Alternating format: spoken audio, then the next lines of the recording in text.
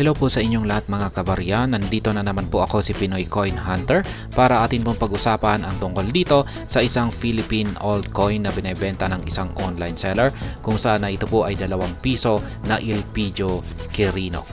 Kaya yan, ito po ay kanyang ibinebenta sa isang kilalang online store at ang ating pakay po rito ay ating alamin kung magkano yung kanyang presyo rito.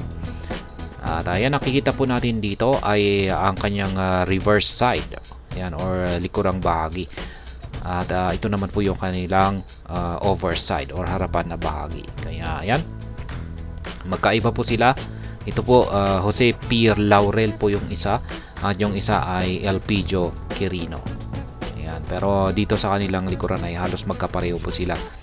Magkaiba po pala yung kanilang disenyo dito sa kanilang reverse side. Kaya ayan, mas makikilala po natin ito kay Mista. Ito po yung kay Elpidio Quirino.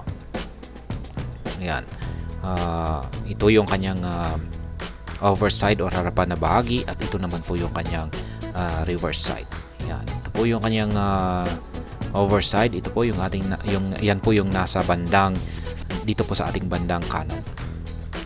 Po siya, reverse overside. Ginawa po ito para sa kanyang ika-100 birth anniversary or araw ng kanyang kapanganakan. Ayan, ito po yung kanyang reverse side naman po. Ayan, dito po siya. Elpidio Quirino, 1890 hanggang 1990 yung kanyang taon dito sa ibaba. Ika-100 taong kaarawan. Ayan, commemorative coin. Ganon din po dito kay Jose P. Laurel. Ika-100 taong kaarawan na rin po ito. Commemorative coin para po sa kanilang ika-100 taong kaarawan. Kaya ayan, 1991 dito kay Jose P. Laurel at 1990 naman dito kay Elpidio Quirino. Ngayon ay magkano ba ang benta ni online seller dito sa kanyang dalawang pirasong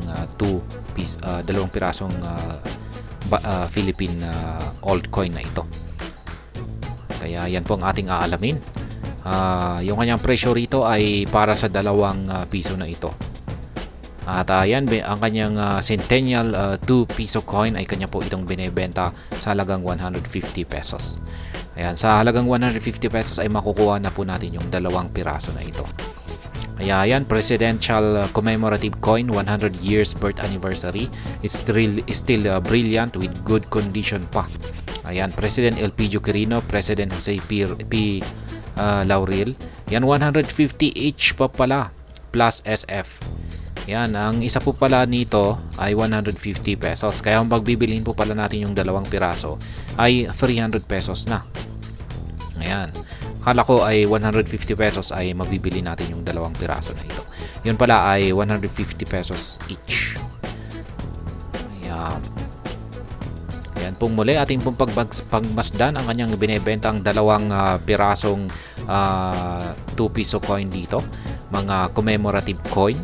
Ayan, ginawa po ito para sa ika-100 taong kaarawan ni Jose P. Laurel at saka si Elpidio Quirino.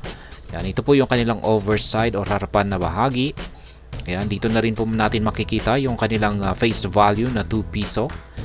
Ayan, at dito naman po ay yung kanilang reverse side kung saan ay nakaukit yung kanilang muka na nakaharap po dito sa ating bandang kanan. Ayan, ito po ay muli.